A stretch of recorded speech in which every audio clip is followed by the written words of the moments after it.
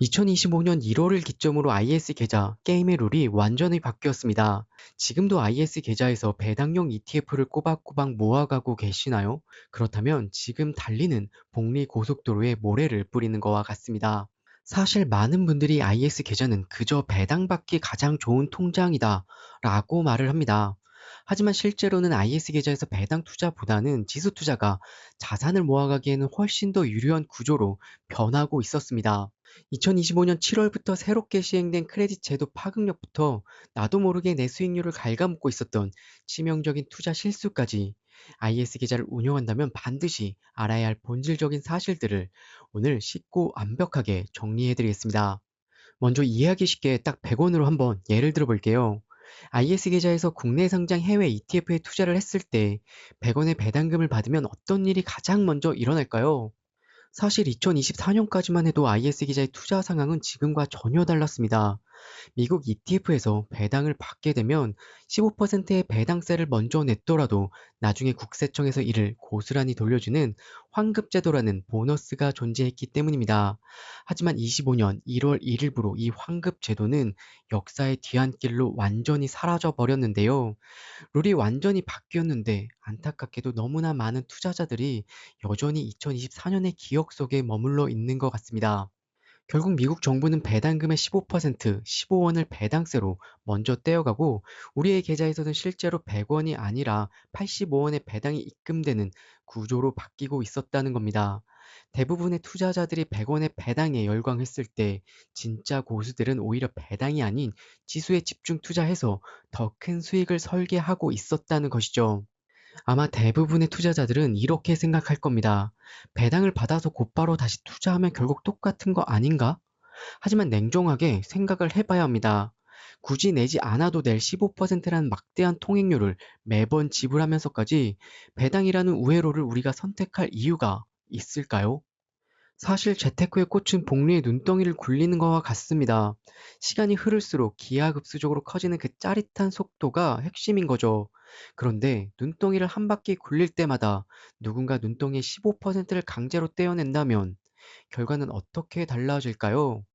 그런데 여기 또 아주 심각한 이중과세 논란까지 함께 터져 나왔습니다. 이미 미국 정부의 15%의 배당세를 내고 있는데 나중에 IS 계좌를 해지할 때 비과세 한도를 넘긴 수익에 대해서는 또 9.9%의 세금을 내야 하기 때문이죠. 한 소득의 세금을 두 번 매기는 일입니다. 그런데 이 이중과세 문제를 해결하기 위해서 생겨난 제도가 바로 크레딧 제도라는 겁니다. 정말 간단하게 크레딧 제도에 대해서 한번 알고 넘어가 볼게요. 100원의 배당금 중 외국에 낸 세금 15원에 55.3%에 해당하는 8.3원을 크레딧이라는 포인트로 적립을 해줍니다. 이때 55.3%는 이미 국가에서 정한 고정값이고요. 나중에 IS 계좌를 해지할 때 내야 할 9.9% 세금이 발생됐을 때 미리 쌓아둔 이 크레딧 포인트로 대신 처리해주겠다는 겁니다. 근데 여러분 이게 정말 우리에게 유리한 제도일까요? 국가가 15원의 현금을 가져가고 8.3원의 할인권을 주는 대신에 계좌에서 사라진 그 15원은 복리로 자라날 기회를 영영 잃어버리게 되는 겁니다. 크레딧은 나중에 세금으로 깎아줄 뿐이지 지금 당장 주식을 한 주 더 사게 해주지는 않습니다. 그래서 IS 계좌에서 배당 투자를 하게 되면 복리 효과가 또 떨어지게 되는 거죠. 마지막 세 번째 이유는요, 어쩌면 오늘 이야기 중 가장 중요한 핵심일 수도 있습니다. 바로 기초지수 ETF와 배당 ETF 사이에 넘을 수 없는 수익률 차이가 있기 때문이죠. 특히 여기서 우리가 가장 경계해야 할 ETF는 바로 고배당의 대명사로 불리는 커버드콜 유형입니다. 대부분의 월배당 형태로 지급되고 있기 때문에 노후의 현금 흐름을 만들기 위해 가장 인기 있는 ETF죠.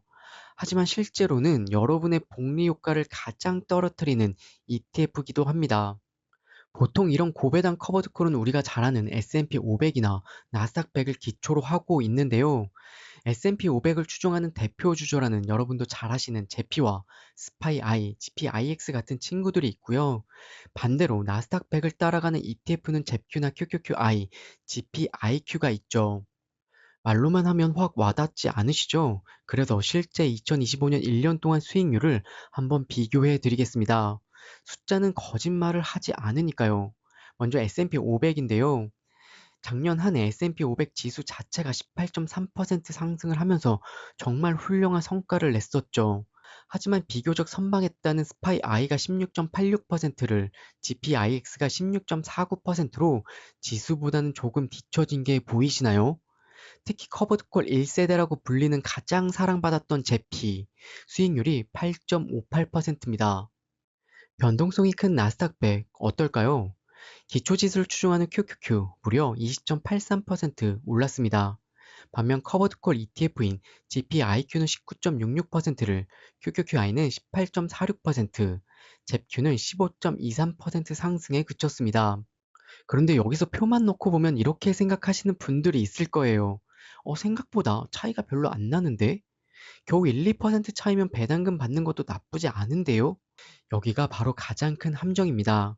방금 보여드린 저 수치들, 배당금을 받자마자 세금 한 푼 안 내고 100% 다시 투자했을 때를 가정한 그대로 이론상의 수치인 거죠. 하지만 현실은 어떤가요? 배당금이 들어올 때마다 꼬박꼬박 15% 배당 소득세를 떼어가죠. 세금을 떼고 나서 재투자하면 아까 보셨던 1% 차이가 아닙니다. 실제 계좌에서는 격차가 2에서 3%까지 벌어지게 되죠. 복리로 굴러가야 할 내 돈이 매년 세금으로 줄줄 새고 있는 겁니다. 미국 시장만 그런 걸까요? 국내 상장 미국 고배당 ETF들도 한번 살펴보겠습니다. 결론부터 말씀드리면 여기도 상황은 똑같습니다. 타이거 미국 S&P 500 타겟 데일리 커버드 콜이 15.79%, 코덱스 미국 S&P 500 데일리 커버드 콜이 14.92% 상승을 기록했습니다. 아무런 기교도 부리지 않는 정직한 코덱스 미국 S&P 500은 어땠을까요? 같은 기간 동안 16.38% 올랐습니다. 역시나 기초지수 투자가 수익률이 더 높았죠. 그리고 이 수치 역시 배당을 100% 재투자했다고 가정한 수치입니다. 실제로는 배당세로 인해서 2에서 3%가 커버드콜 수익률이 떨어지게 되는 거죠. 커버드콜 ETF에 투자하시는 분들은 대개 이렇게 반문을 합니다. 커버드콜 분배금은 옵션 매도 수익도 섞여 있는데 그 옵션 수익은 비과세 대상 아닌가요? 우리가 진짜 확인해야 할 것은 운영사의 광고 문구가 아니라 바로 주당 과세 표준액입니다. 내가 받은 총 분배금 중에서 정확히 몇 퍼센트가 세금이 붙는지를 정확하게 보여주는 성적표와 같은 거죠. 실제 타이거 미국 S&P 500 타겟 데일리 커버드 콜의 주당 과세 표준액을 확인해 보면요. 놀랍게도 우리가 받는 분배금 총액과 거의 동일합니다. 이게 무슨 뜻일까요? 옵션 수익이고 뭐고 상관없이 여러분의 계좌에 꽂히는 배당금 전체의 15%를 꼬박꼬박 떼고 입금된다는 이야기입니다. 그나마 코덱스 미국 S&P 500 데일리 커버드 콜은 사정이 조금 낫습니다. 적극적인 옵션 매도를 통해서 세금 금호를 피하려는 노력을 하고 있기 때문이죠. 하지만 여전히 과세 표준액은 높은 수준을 유지하고 있습니다. 내 소중한 복리 에너지가 세금이라는 구멍을 통해서 조금씩 새어나가고 있는 거죠. 이제 계산기를 한번 다시 두드려 볼까요? 표면적인 수익률이 15.23%라고 좋아하셨나요? 여기서 배당세 15%가 빠져나가게 되면 실질 수익률은 13% 수준까지 곤두박질 칩니다. 조금씩 새어나가고 있는 거죠. 반면 배당세 영향이 적은 기초지수 S&P 500은 16%를 그대로 유지를 하고 있죠. 결국 수익률 차이가 우리가 생각했던 1%가 아니라 무려 2에서 3%까지 큰 격차로 벌어지고 있다는 겁니다. 그래서 우리가 커버드콜 ETF에 투자할 때 주당 과세 표준이 얼마인지 자세하게 봐야 합니다. 근데 너무 귀찮지 않으신가요? 차라리 수익률이 더 높은 S&P 500이나 나스닥 100에 투자를 한다면 배당금에 붙는 세금을 고민할 필요도 없기 때문이죠. 이제 오늘의 이야기의 핵심을 한번 정리해 보겠습니다. 첫째, 해외 배당 환급이라는 달콤한 보너스가 이젠 역사 속으로 완전히 사라지게 되었습니다. 둘째, 배당에 눈을 돌리는 사이에 정작 기초지수를 추종하는 ETF의 압도적인 성장세를 놓치고 있는 건 아닐까요? 셋째, 크레딧 제도는 나중에 세금을 깎아줄 뿐이지 지금 당장 주식 한 주를 더 사게 해주지는 않습니다. 넷째, 매번 떼이는 15% 통행료, 시간이 흐를수록 복리의 격차를 벌어지게 만듭니다. 오늘의 영상 결론입니다. 지금 당장 배당을 받아 생활해야 하는 절박한 상황이 아니라면 배당주보다는 S&P 500과 나스닥 100이라는 탄탄한 복리 고속도로를 선택해 보세요.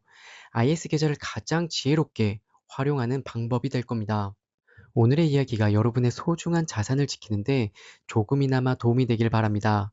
오늘의 영상이 유익했다면 구독과 좋아요, 그리고 알람 설정에서 공유까지 부탁드릴게요. 오늘도 끝까지 시청해주셔서 진심으로 감사합니다.